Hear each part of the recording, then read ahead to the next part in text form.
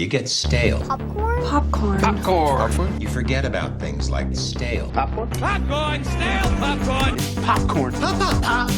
This is the Stale popcorn.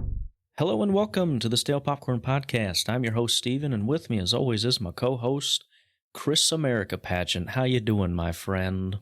Wow. Are you Tim Robbins? Because I think you should Steve. Nice. I like it. Very good. Very good. I'm feeling good, Chris. How are you feeling? I just assumed you were going to ask me, so I preemptively answered your question. I wasn't going to, and I don't frankly care, Steve. Fair enough. The only thing I care about is your mediocre movie opinions. That and maybe 10 other people who listen to this thing, but... Yes, I'm feeling contentious, Steve, so I think I'm just going to argue with you a lot today and just disagree no matter what. Okay. Fair enough. Well, I got some movie news if you'll indulge. Are you sure about that? You Yes? sure about that? I think so. Sorry, I'm just being a little contentious, I know. Chris, there's a new trailer that came out. Live-action trailer for How to Train Your Dragon. Ooh. Did you partake? I didn't see the tray. I didn't even know there was a tray, but I saw screenshots. Gerard's in it. There's some other person that's a dragon. I think there's something about flying, if I recall, and something about the word how. Correct on every accord, Chris. It's uncanny how accurate you are on that. Thank you. Did you see the original cartoon, I saw How to the Train Your Dragon? When it first came out, and I thought it was funny. I was like a teenage boy. I thought that was pretty fun for Pixar, but I never seen the rest. How about you, Steve? You seen them?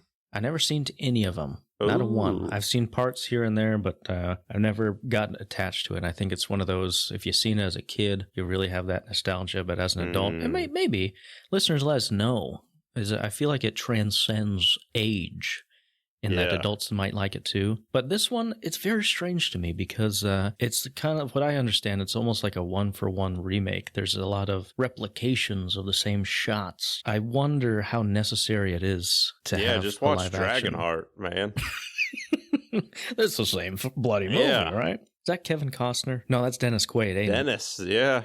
Come on. Dennis, Lupin.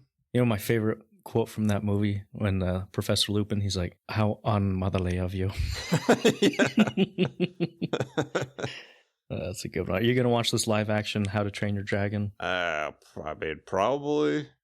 Maybe. I debated whether or not to talk about this one in the What You've Been Watching. Maybe we'll come back, but Jake Paul and Mike Tyson. Oh, you seen? I watched it live for like 30 seconds just because I was like, let me just take a gander at this here thing. And it was like, it wasn't them. It was like two ladies boxing. And it was already like 10:30 at night. So I was like, oh, nah. And so I hopped on Twitter and I guess there was a lot of issues. With the stream? Needless to say, from what I gather, I watched the highlights, 30-second highlights of them boxing, and what I gleaned, what most people took away from it is just a bummer on multiple levels. It's like watching Liam Neeson acting these days. You got to just give it up, man. A bummer for more than one reason. First of all, Tyson did not bite Jake Paul's balls. So that was a little disappointing. Yeah. I thought for sure. The streams kept buffering, so a lot of people were just like, it's simply not working. I don't know if the servers were too bogged down with the traffic or whatever. Also, a lot of people said it was obviously staged, and looking at some of the clips, I was like, yeah, there's some evidence of that, because it just didn't look... What do you think? Did it look real? Well, I saw the fight. I saw the whole thing. Wow. I was playing games. I have a computer, and it has two monitors. So I can play a game on one screen and have a boxing match on the other, believe it or not. The future is now, old man. I know. I'm basically Tony Stark in this, just going crazy. You see that Mike Tyson meme where he's like, Jarvis, bite this mother eel off or whatever. Yeah. But no, I was playing games with the homies. Shout out Hiram, shout out Logan, shout out Sean. But yeah, the fight itself is pretty anticlimactic, but I mean, what do you really expect? It looked like a 58-year-old boxer fighting a YouTuber in his 20s. I mean, it's kind of like when if you tell two people about this that don't really know anything, you're like, well, yeah, it's probably what it looked like, Yeah, I think the most exciting part was actually happened before the fight, and that's to say you got to see a little sneak peek, a little tease, or actually a full-blown shot. You know what I'm talking about? Not a tease. That's it was full moon. That was a whole trailer. That was an official trailer right there. We're, of course, obviously talking about Mike Tyson's rump. Oh, yeah. Just out in the world to see. Just, I don't know if that was on purpose, but the cameraman just blatant shot on him. Yeah, he knew the assignment. He was like, yeah. I don't care how this fight goes. I'm getting a shot of Mike Tyson's cheeks, and no one could stop me.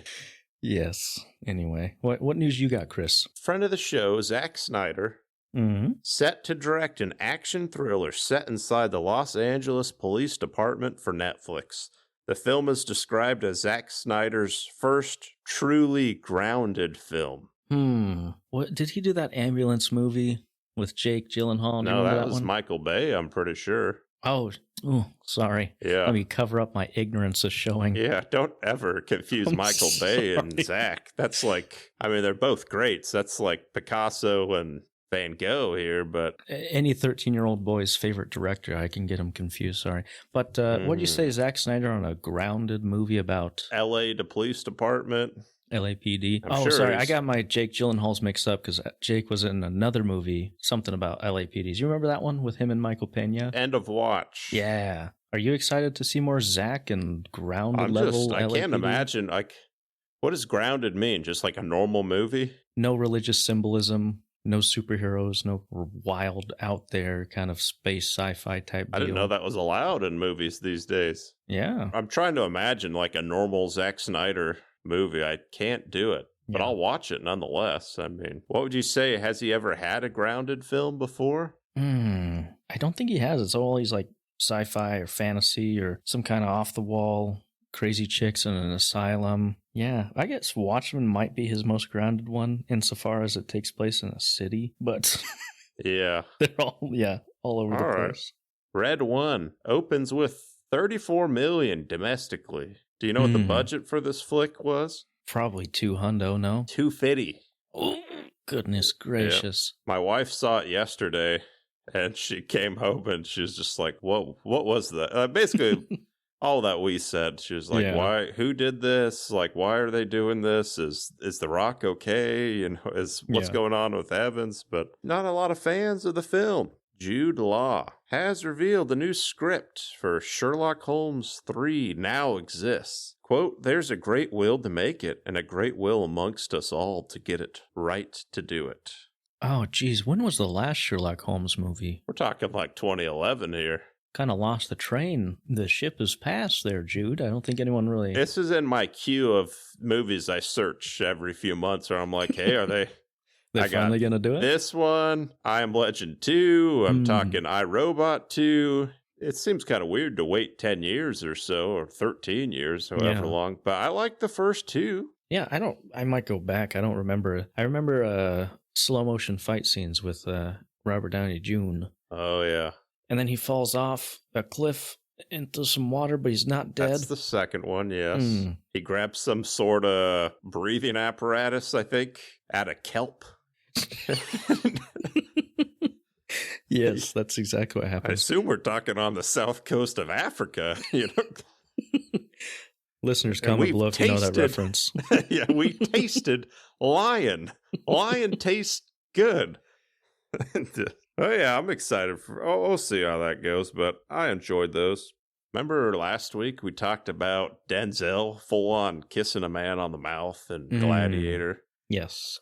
Ridley Scott denies that a same-sex kiss with Denzel Washington was cut from Gladiator II. Quote, "No, that's bullcrap.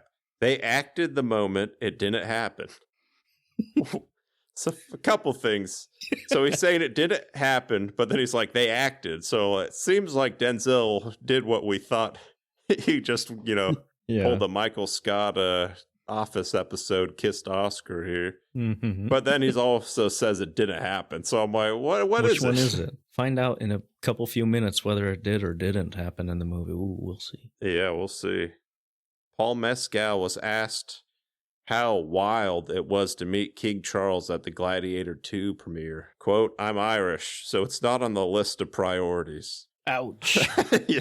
Jeez. I don't know a ton of the whole European history, but I know Irish people don't have a ton of liking to the royal family. I wouldn't pretend to know the history neither. I don't But either. I'm not a huge fan of them royals neither. I remember when, was it Queen Elizabeth, the one that died? Mm-hmm. And it's just like, I just kept seeing all, like, the Irish apparently were dancing in the streets singing, like, they just do not. Someone tell me in the comments here, give me a quick little rundown of what it is. But yeah, he's not a fan.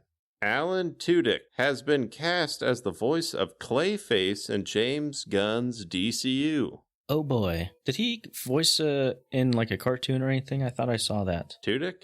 Yeah. I feel like maybe. he does a lot he's of good voice stuff. actor, So yeah. I was talking with the wife, and most Batman villains are like normal without powers, right? Like Joker's, he's crazy, but I mean, it's normal. Like Penguin, mob guy, Scarecrow, it's like he's got a mask, but he uses some sort of drug thing. Like, but Clayface, I'm trying to remember. He's like clay, right? Like he's not a.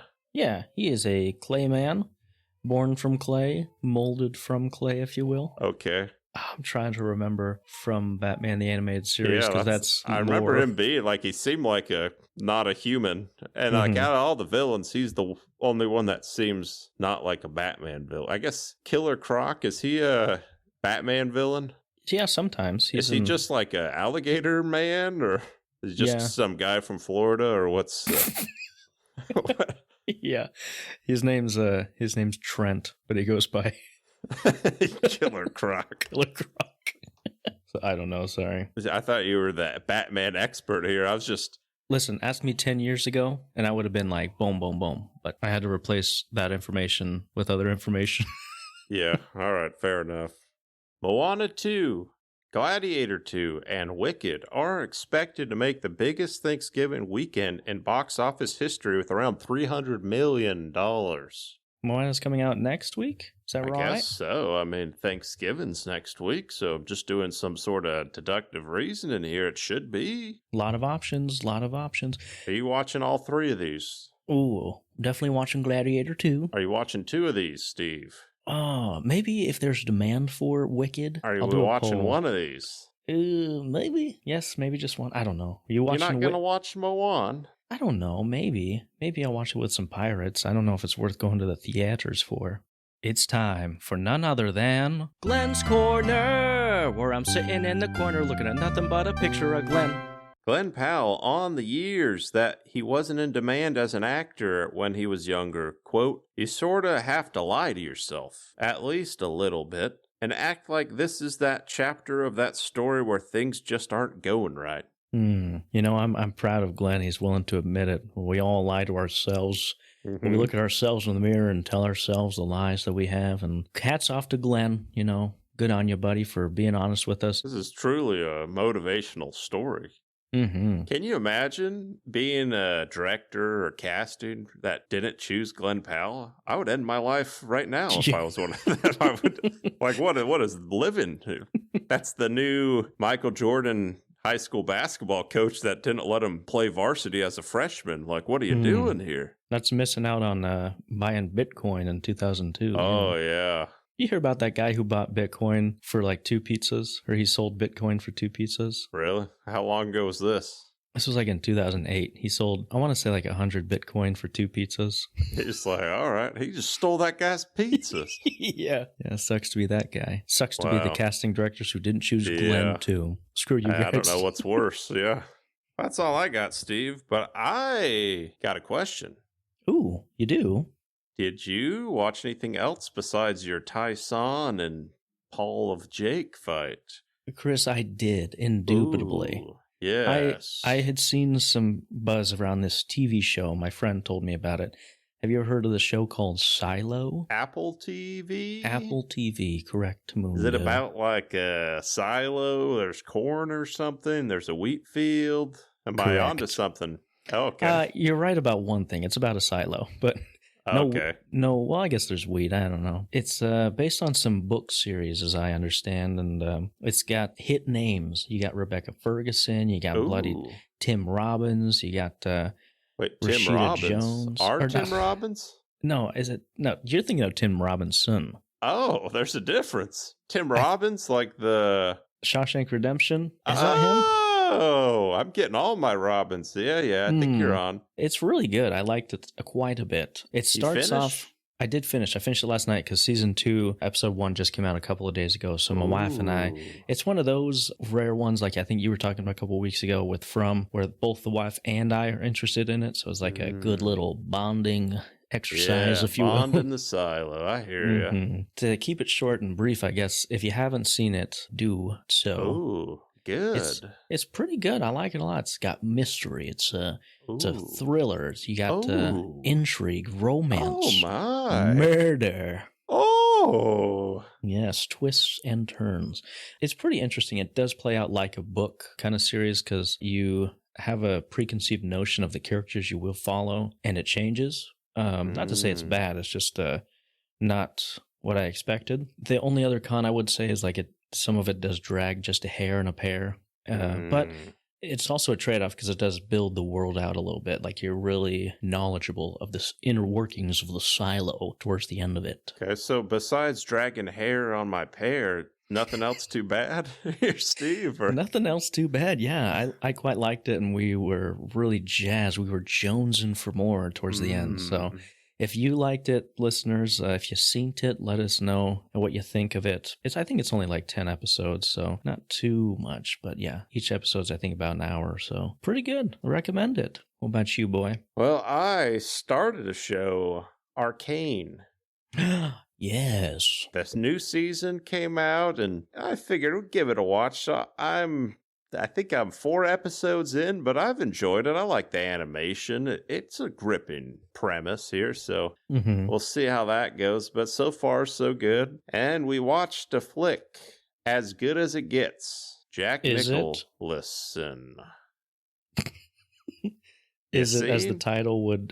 Have you seen it? You heard of it? No, I haven't even heard of it, no. Oh, I always see the cover. It's Jack Nicholson. It's got the girl from the first Twister, Helen Hunt. Ah, okay. Some other folks. It's like a 90s rom-com, but it wasn't bad. It Just not as quite as good as it gets. Yeah, I wouldn't say it's as good as it gets or anything, but I prefer a 90s rom-com or early 2000s than the ones we get these days. So I'd say it's a step up from those, you know? Sure. So yeah, I'd probably stand up, give that like a 3-minute Oy vey, yeah. Oy vey. But that's all I've been seeing here, Steve. Nice. Well, with that being said, we can just dive in knee first into the main course of the episode. Yeah, canon. Yes, we're going to be talking about bloody Gladiator II. We're going to just go over some basic plot details, and then no spoilers in this section. Well, time codes below if you want to just jump ahead and not be spoiled. But Chris, are you familiar with the organic marketing, in quotes, that's trying to happen with this movie? Organic? In quotations, yes. So some people are trying to recreate the success that was Barbenheimer. Oh, that and Wicked? Yes. I don't even know the name. Is it just Gladwick? Yeah, take a couple guesses on what you think it would be. Let's see. Wickinator. That's not bad. That's better than what they termed. Wickinator, the Wickening, Gladit? The term that people have coined for this one is glicked. Glicked. Which doesn't have the same gravitas as Barbenheimer. I prefer the Wickinator myself, personally. I think glick sounds like something that happens to like first-time prisoners or something. Like it doesn't. No, doesn't I dropped the soap and I got glicked. Yeah. But yeah, people are trying to make glicked happen, and it's just not. I don't think it's not happening. A thing. It's Stop not the trying same to make thing, glick happen. Yeah. Wait, glick, huh? That's it. That's what they came up with. Maybe it's pronounced glicked. Glicked. That's better. Glicked. But I pronounced it as glicked. Short answer, Chris. Did you like this one? I did. Yeah. I liked it quite a bit, actually. It's been a while since I've seen the first Gladiator. So I do got many questions that I'll ask you when we get in the spoils, but from what I remember, I think I liked it better than the first Gladiator. Oh, okay. I thought it had better action. I thought it had a lot of great characters, great actors. It's a long just like the first one. I think it's probably a little shorter than the first, because I think the first one was like a full-on like 3 hours. This one's like 2.5 maybe. Yeah, sounds about right. But I thought it had some really cool scenes. It had what I liked about the first one with, Coliseum, those type of things, where I'm like, those are the best parts of the movie. And it's got those still. Adds on to them. I really like the character dynamics. You got all these different characters, and I like the battle and the fights. So I think I'm standing up giving that like 6 minutes. Ooh. Is that crazy? I don't think it's crazy, but I do think that's one of your higher ones you've given here. I'll have to go through, cross the T's, dot the J's, silence the W's, but it might be in my top 10 for the year. We'll see. It's definitely like in contention. Yeah, definitely. Do you think it's, because I think what you said earlier, I think you said Dune 2 is probably one of your top 3? That's up there. It's up there. Is it as good as Dune, or maybe just like a little bit below? I like Dune. I'd say it's still below Dune, but it's, to me, it's like, I'd say it's up there with like the Rebel Ridges and such, because I really like that one too. Yeah. I'm trying to think of what other great movies, but it's pretty good. It is a legacy sequel, meaning its predecessor came out like 20 years ago, 10, 20 years ago. And so I gathered a list of some legacy sequels, and maybe we can kind of slot it in where we think. Of the good ones, we have like Blade Runner 2049, banger. Top Gun Maverick, absolute banger. Yeah, way better. We got Fury Road, banger. Yes. Legacy sequels that maybe aren't as strong, we got like Jurassic World, Independence Day Resurgence, Jason Bourne, Matrix Revolutions. It's probably not as good as like Fury Road or a Top Gun Maverick, but it's better than like Jurassic World and Independence Day Resurgence. Yeah, I'd say it's Twisters, another legacy. Not as good as Twisters. I like Twisters more, but I'd say it's more of that category than like a Top Gun. Yeah, I'd say like if the top is the Top Gun Fury Road, next tier Gladiator II Twisters type of. Sure. Do you think you can watch this standalone? Kind of sounds like you can't, because you have some questions, and there are definitely some. Like you can, but like to get the fullness of it, you would need to kind of maybe watch a recap video. I would recommend. Yes, watching the first before, or at least a recap or something. But you don't really need to.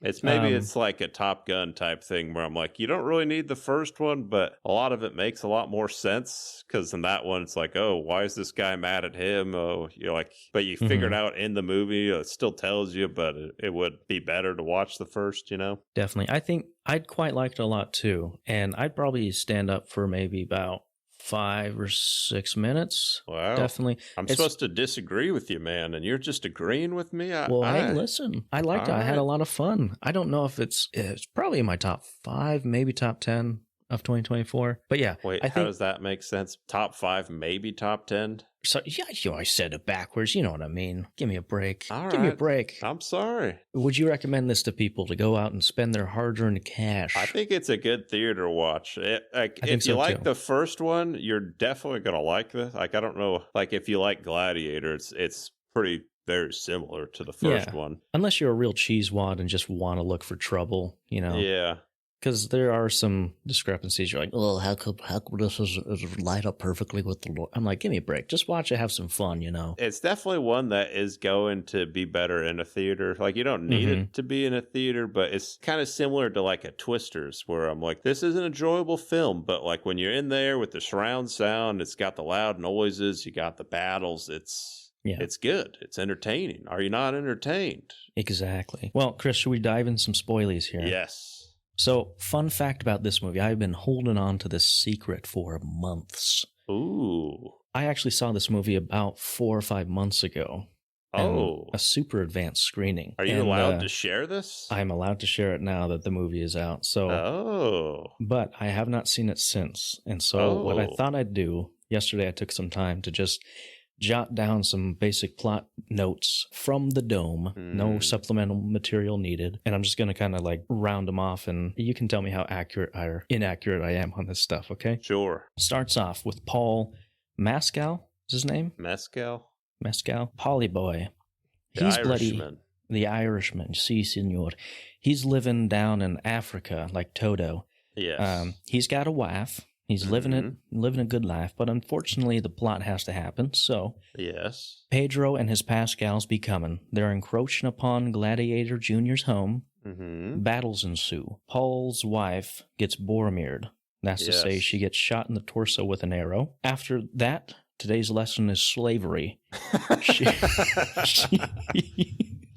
He gets thrown into slavery and becomes a working man. And then he's forced to work and become a gladiator. Works his way up in popularity because he is strong and he's got that Costco dog in him. Denzel Washington, he is a dealer of gladiators and he takes a liking to him and has many training days with this young gladiator, if you will. Took you a while to write this. I could tell you put a lot of thought into it. Sure.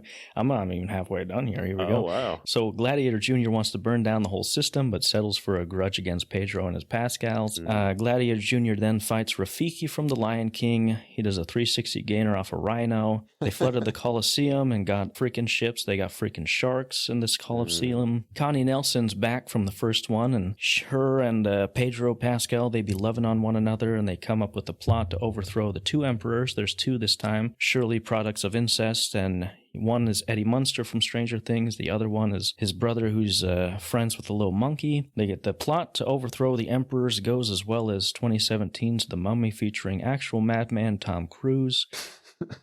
Pedro gets thrown in prison and forced to fight Gladiator Jr. Pedro gets Boromired. That's to say he gets shot in the torso with an arrow. Find out that Gladiator Jr. is Gladiator Jr. and that he's Russell Crowe's son and Connie Nelson's son. All this while, Denzel Washington's been reaching in the cookie jar, but not for cookies, but for power. He thinks Kanye is wrong and thinks one man should have all that power. He manipulates one of the emperor to kill Eddie Munster.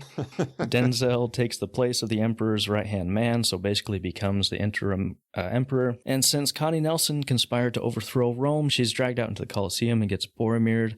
That's to say, gets shot in the torso with an arrow. Then Gladiator Jr. gets mad and finds Denzel, chases him out on his horse out of the city. They each have their armies because before Pedro Pascal died, he sent for his army, and then Denzel Washington's got his army. Denzel fights Russell Crowe's son, loses a hand and dies. Gladiator Jr. then gives a rousing speech about how fun Rome can be if they don't have Denzel as an emperor. Gladiator Jr. then picks up sand in the Colosseum, looks directly into the camera, and says, "Are you not entertained?" He puts on his Ray-Bans, and as he walks away, theme song to CSI Miami rings through the theater. Title card. That's pretty good, I'd say. But yeah, that's pretty good for a 5-month-old. That's good memory there, Steve. Well, thank you, yeah. Can I get a little backstory? Sure. So me, I actually saw an early screening of this as well, Steve. Ooh. Not 5 months, but they had the Mystery Monday where you just watch a random film that hasn't come out, and it was Gladiator II.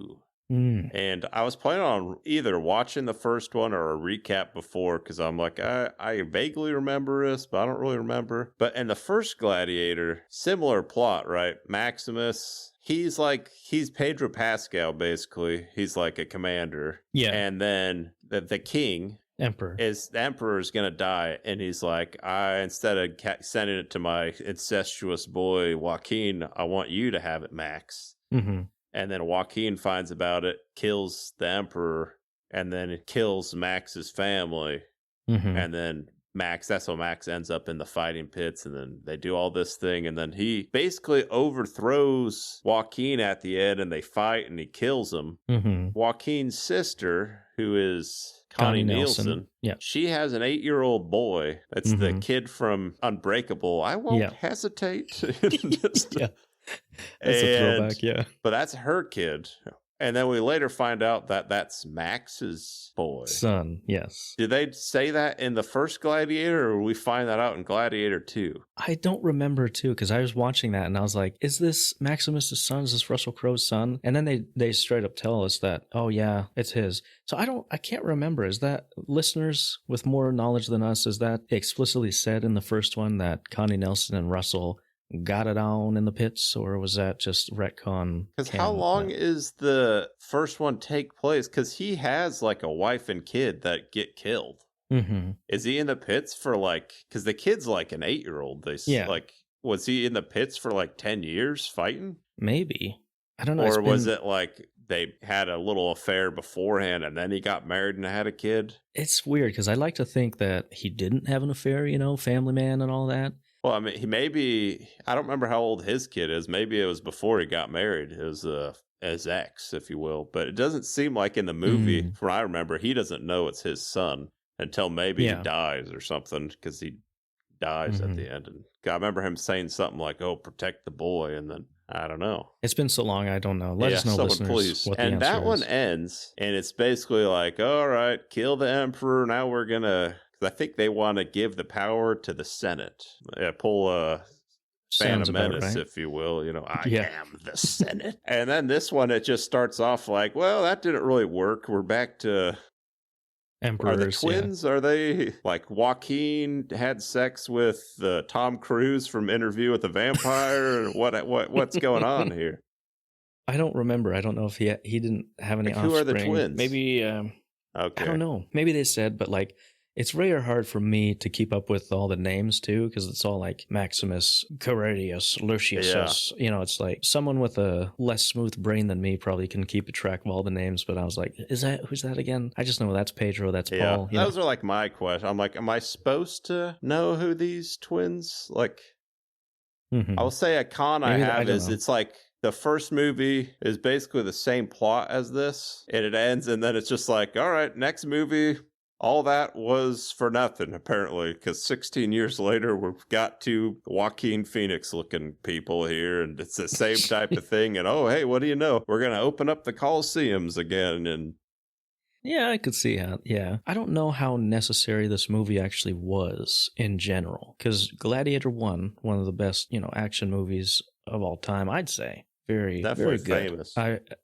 Oh yeah, as a kid, it was one of my favorites. My brothers and I bonded over it. A lot of people consider this as just kind of like a cash grab, to ride on the coattails of a movie and franchise. I don't completely disagree with that, because it's like, I don't know if this needed to be made. It doesn't really have anything new to say too much. It's just like, we wanted to do a period piece, but we need an established franchise to like get people in seats. We need to connect it to like the old one. So let's say it's a son, and you know what I mean? It's a little contrived and a little cash grabby in my opinion, but what it does do is it kind of earns its keep in a couple of ways, and I'll get that in pros. And also I feel like, and I hate to compare it to the first one, but the main kind of conflict and the antagonist isn't as clear in this one as it is like the old one. Joaquin, gross little incest baby, clear as day, that's the bad guy. This one, you start off, and it's weird because Pedro's got a reputation to be held as like this kind of tortured hero where, he's a good guy, but he doesn't like doing bad things like in The Last of Us and this. And I feel like Hollywood really wants to paint him as like the poster child for internal conflict. And in this one, it starts off as like, oh, he's going to fight off on Pedro.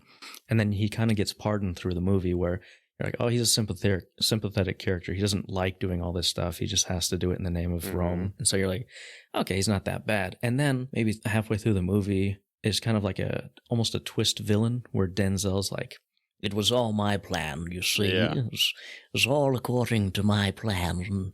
And he kind of becomes the main antagonist towards the end. I don't know. Maybe it was just me, or it's like, I thought we had a villain, then it turned a little bit. Not to say it's bad. I quite like Denzel, but do you know what I'm stepping in? Do you I know smell what you're I'm saying, but I actually have that as a pro, just to be a devil's advocate, because at first you're like, all right, forget this Pedro guy, real Jurk he is. And then you're like, Denzel, what a charming man. And then at the end, you're like, all right, screw Denzel. And it's not like it's a little twist, if you will. And it has more layers. He's kind of the Varys Littlefinger, if you will. And I prefer that as a villain, like a more complex, behind the scenes. But I will say my con for this, similar thing happened to Littlefinger and Varys, honestly, in Game of Thrones, where, all right, these smart people, he's very intelligent. He gets it so that he's in charge, and they're doing a Coliseum. The army starts approaching the gate, that Maximus Jr. What is his name? Lucius, I think. Lucius, yeah. He had sent out. Malfoy. And it seemed like Denzel didn't really know, like, he wasn't expecting this. But I'm like, he's done all this. He's clearly smart. But at the end, he just kind of seems dumb because he runs out on a horse and then he fights the gladiator one-on-one. Or I'm like, why? You lose that battle. Yeah, like, what? You lose that battle 9 times out of 10. Anticlimactic. Like, because I think he came in, was he a gladiator? Did they say that before? Because I know he came in as like a slave or whatever and bought himself, but I don't know if he was fighting in the pits or anything. But even if he was, I'm like, you're like in your 50s fighting a prime specimen that's... You've seen this guy, like, why would you try fighting him one-on-one here?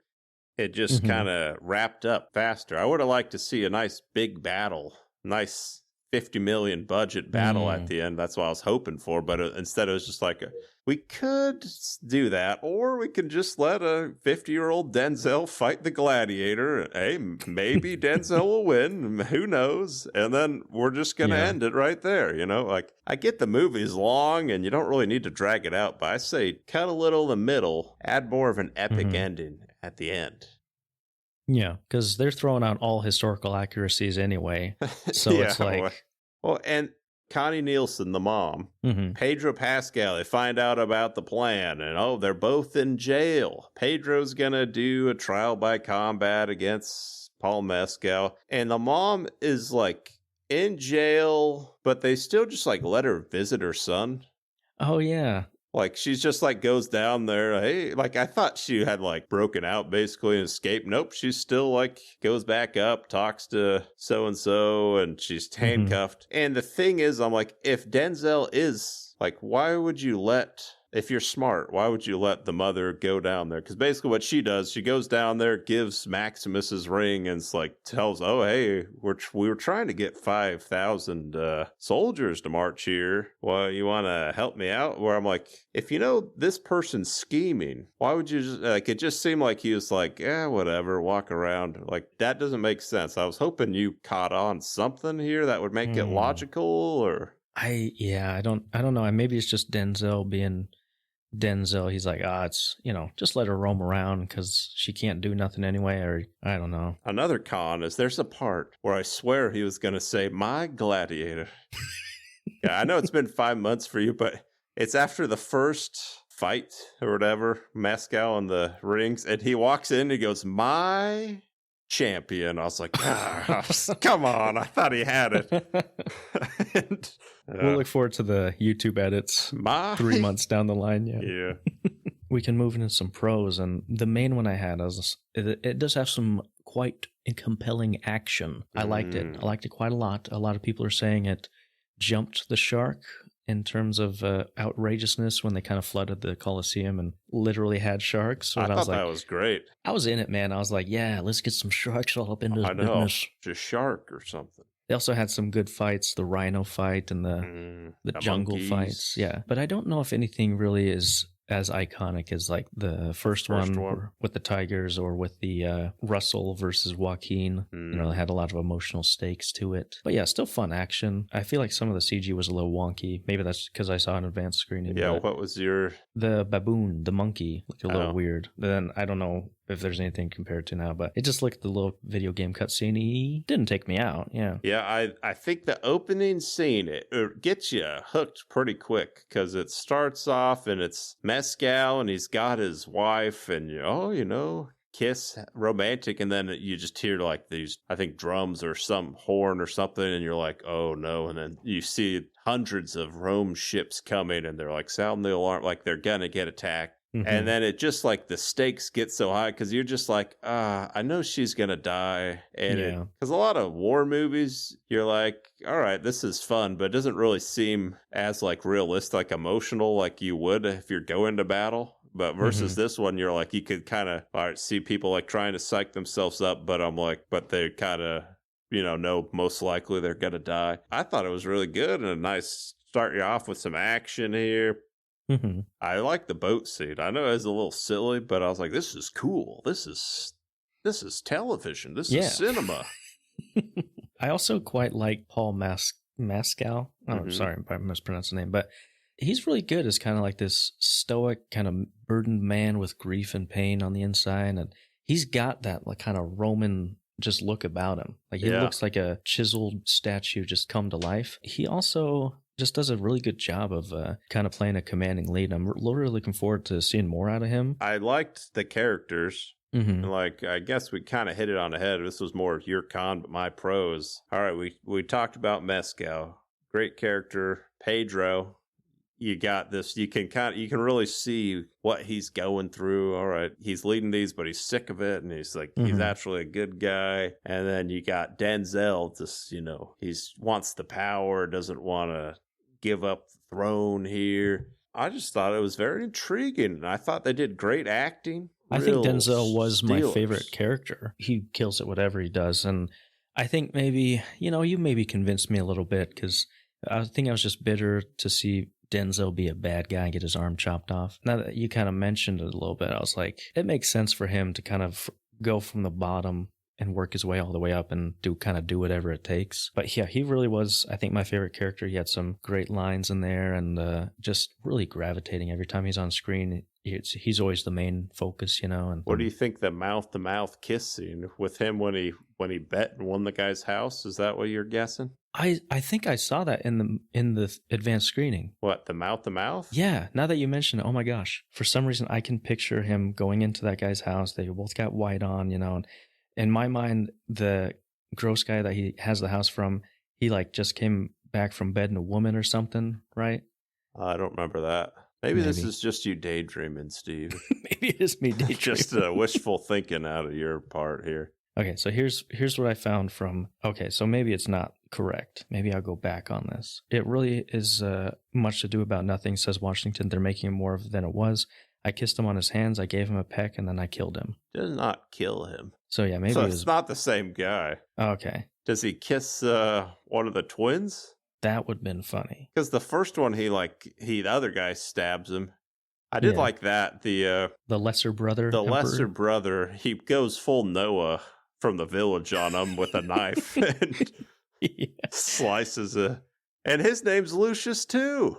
Oh. I mean, the twin's not, but there's a Lucius in both films. Yeah. I think, right? Lucius Hunt, Joaquin Phoenix. That's Joaquin's, yeah. Hey, what if crossover? Maybe this is Joaquin Lucius's backstory here. That's how and soon he's going to end up in a village.